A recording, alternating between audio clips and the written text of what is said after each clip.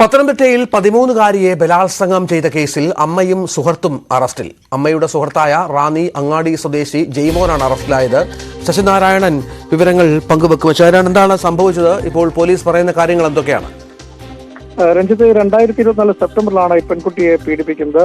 അമ്മയുടെ സുഹൃത്തായ റാന്നി അങ്ങാടി സ്വദേശി ജെയ്മോനാണ് ഈ 13-കാരിയെ പെൺകുട്ടിയെ ക്രൂരമായി പീഡിപ്പിക്കുന്നത്. പത്തനംതിട്ട ലോഡ്ജിൽ വെച്ച് അമ്മയുടെ മുന്നിൽ വെച്ചാണ് പെൺകുട്ടിയെ പീഡിപ്പിക്കുന്നത് എന്നുള്ളതാണ് ഏറ്റവും വലിയ വേദനാജനകമായ ഒരു കാര്യം കൂടി കേസിലുള്ളത്. എന്തായാലും കൊടും ക്രിമിനൽ ആണ് ഈ ജെയ്മോൻ എന്നാണ് പോലീസ് ഇപ്പോൾ വ്യക്തമാക്കുന്നത്.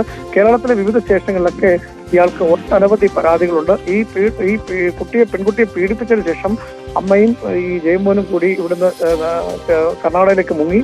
പോലീസ് കേസ് രജിസ്റ്റർ ചെയ്തു. ഒപ്പം CWCയുടെ ചൈൽഡ് വെൽഫെയർ കമ്മിറ്റിയുടെ മുമ്പാകെ പെൺകുട്ടി മൊഴി നൽകി. ആ മൊഴിയുടെ അടിസ്ഥാനത്തിലാണ് കേസ് രജിസ്റ്റർ ചെയ്തത്. ആ കേസ് രജിസ്റ്റർ ചെയ്ത സമയം തന്നെ ജെയ്മോനും ഈ അമ്മയും ഈ സ്ഥലത്ത് നിന്നും പത്തനംതിട്ടയിൽ നിന്നും മുങ്ങി കർണാടകയിലേക്ക് പോയി. കർണാടകയിൽ വെച്ചാണ് പോലീസ് ഇപ്പോൾ അവിടെയും അന്വേഷണം നടത്തിയ ശേഷം അവിടെ നിന്നുമാണ് ഈ പ്രതിയെ ഇപ്പോൾ പിടിച്ചിട്ടുള്ളതാണ് നമുക്ക് വിവരം ലഭിക്കുന്നത്. എന്തായാലും തിരുവനന്തപുരത്തും ജില്ലയുടെ വിവിധ പത്തനംതിട്ട, തിരുവനന്തപുരം, കോട്ടയം, ഇടുക്കി തുടങ്ങിയ ജില്ലകളിലെ പോലീസ് സ്റ്റേഷനുകളിലും ജെയ്മോന് കേസുണ്ട്.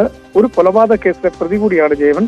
മറ്റ് പീഡന കേസിലും ജെയ്മോൻ പ്രതിയാണ്. മറ്റൊരു പോക്സോ കേസും കൂടി ജെയ്മോന്റെ പേരിലുണ്ടെന്നാണ് DSP വ്യക്തമാക്കുന്നത്. എന്തായാലും ഒരു കൊടും ക്രിമിനൽ തന്നെയാണ് ജെയ്മോൻ എന്നാണ് DSP ഇപ്പോൾ വ്യക്തമാക്കിയിട്ടുള്ളത്.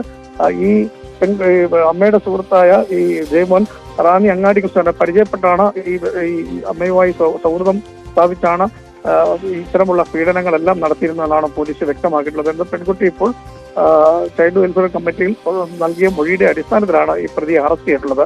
രഞ്ജിത്തെ, ശരി, പത്തനംതിട്ടയിലാണ് സംഭവം.